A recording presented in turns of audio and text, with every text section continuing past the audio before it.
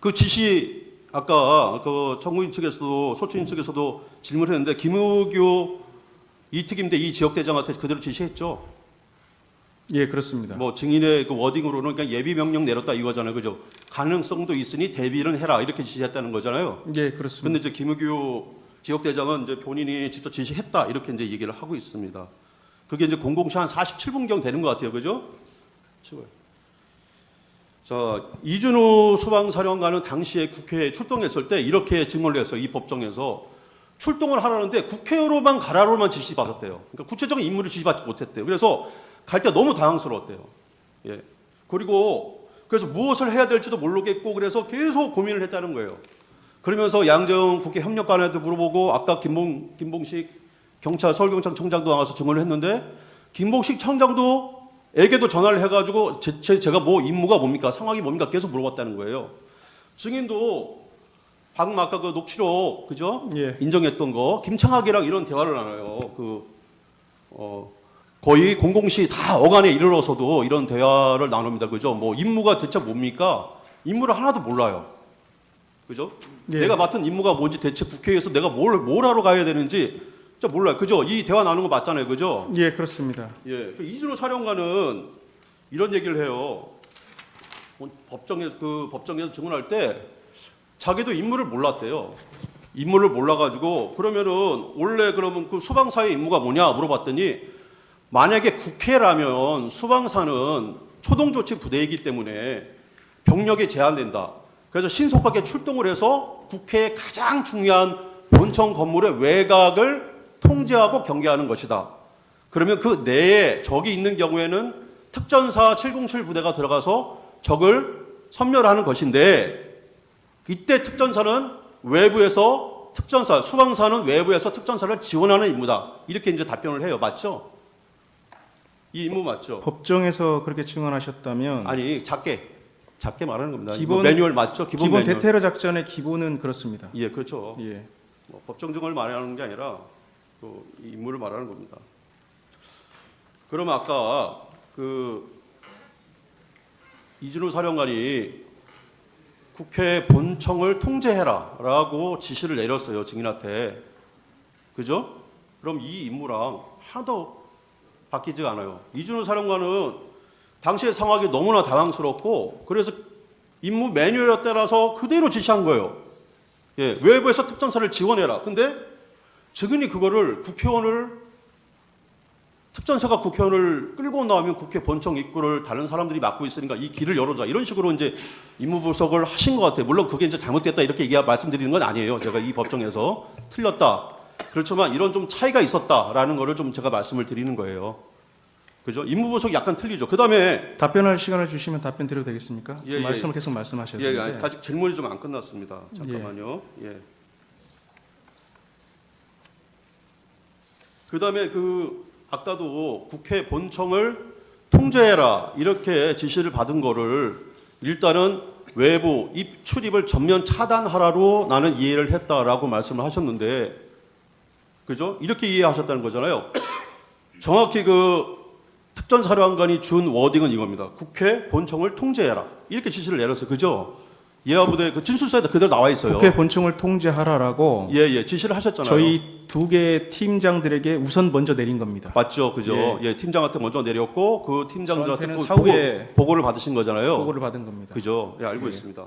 근데 그 진술 조서에 보면 아까 그 소추인 측에서도 질문을 했듯이 증인은 그 내용을 국회의원을 포함한 국회 모든 입출입하는 사람들을 모두 차단하라 이렇게 이해를 했다고 진술을 하셨어요. 그죠? 맞죠? 예, 최초에는 그렇게 예. 해석하는 게 맞습니다. 예. 예. 그래서 여기 본 법정에 그 특전사령관도 나왔고요. 그다음에 소방사령관도 나왔고, 그다음에 707 단장도 나왔고, 군인들 상당히 장성들도 많이 나오셨고, 또 영광도 많이 나오셨어요. 그 통제라는 의미가 그런 의미는 아니라고 얘기를 하셨어요. 근데 임무 분석이 조금 오버해서 한 것 같은데 어떻습니까?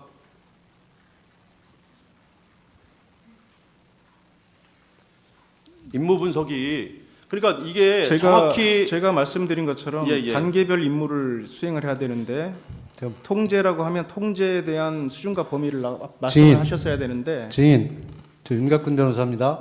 여기서 묻습니다. 예, 그 본청을 통제하라는 지시를 증인이 직접 받았습니까? 지역대장으로부터 보고를 받은 내용입니까? 최초에는 지역대장한테 보고를 받고 이후에 사령관이 저한테도 얘기했습니다. 그게 언제쯤입니까?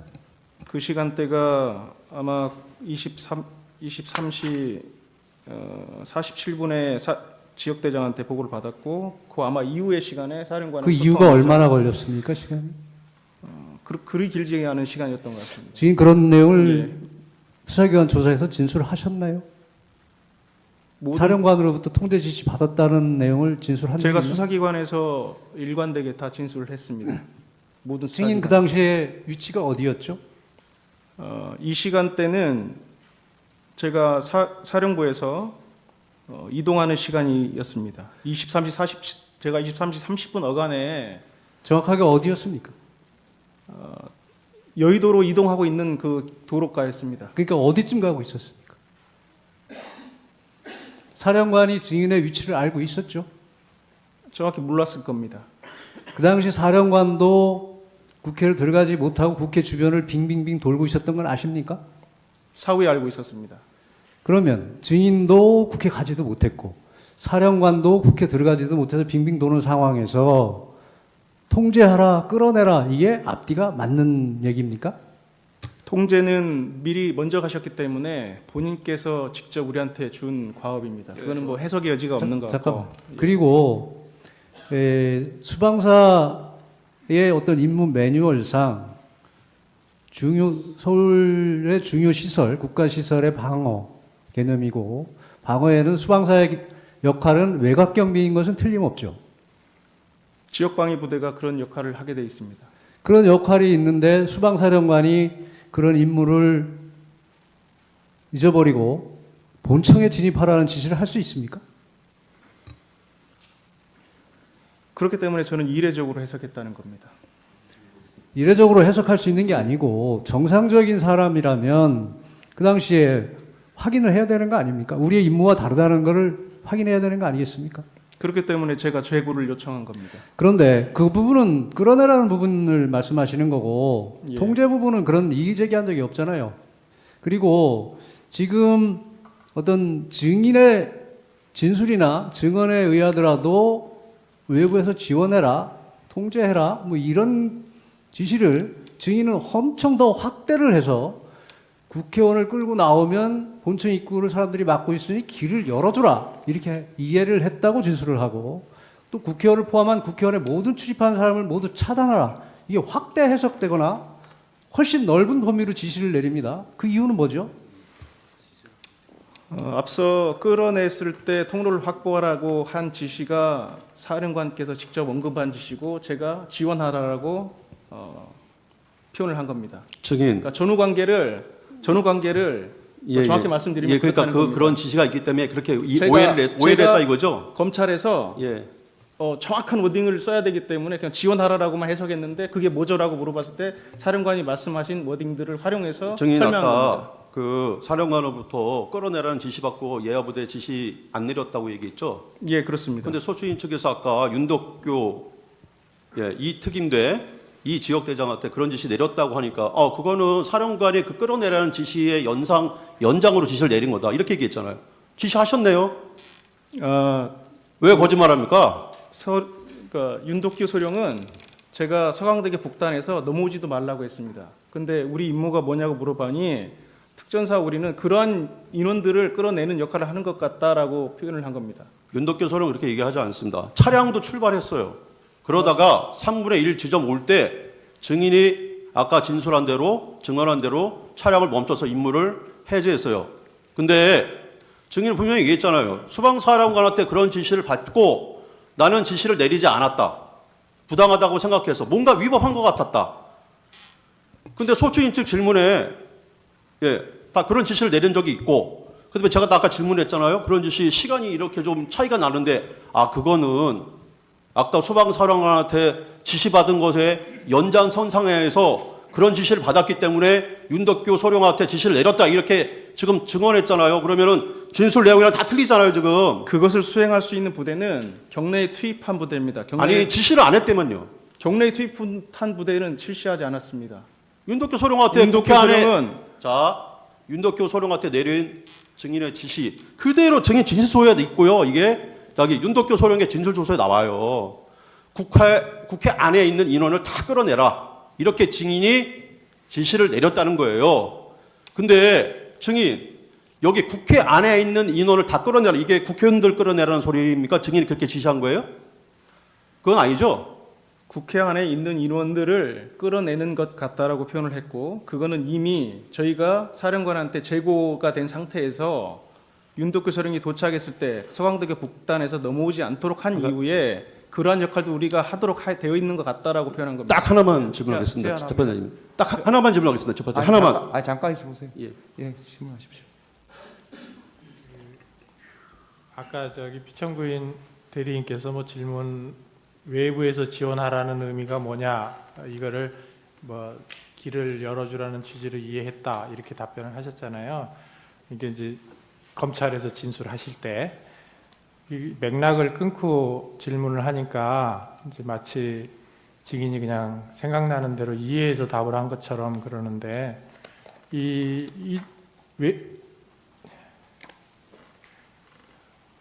이거를 좀 보여주시죠. 그 갑제 50호증의 1에 띄워주실 수 있으면 띄워주면 좋고요. 그 2613면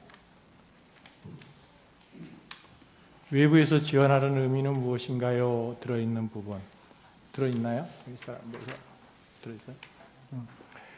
그 외부에서 지원하라는 의미는 무엇인가요? 그 위의 질문에 이제 증인이 답변하기를 사령관님께서 국회 본청 내부로 진입해서 국회의원들을 외부로 끌어내라는 지시를 하여 일단 알겠다고 했습니다.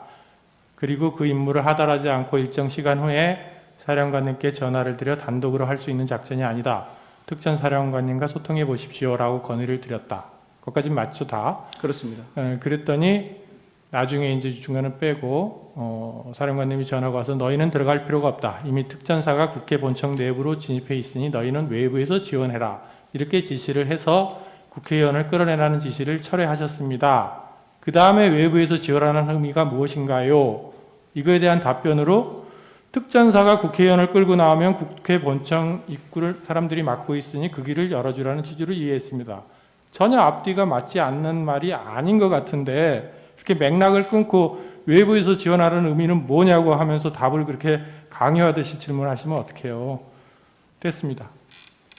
자, 그러면 지금부터 잠시만 주목해 주시기 바랍니다.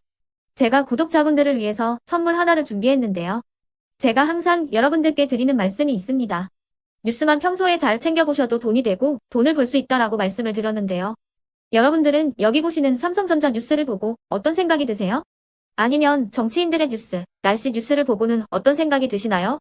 그냥 뉴스만 보고 끝내는지 아니면 이 뉴스를 어떻게 이용할 수 있는지 이 부분을 고민하고 계시는지를 되물어보고 싶습니다. 그 이유가 뭐냐 하면 제가 지난번에 여러분들께 뭐라고 말씀을 드렸었죠? 지금은 반도체 섹터를 눈여겨보셔야 한다고 말씀드렸습니다. 그리고 나서 이런 썸네일들 뉴스를 통해서 많이 보셨을 겁니다. 반도체 내용이 이슈가 됐을 때 부자들은 어떻게 생각한다?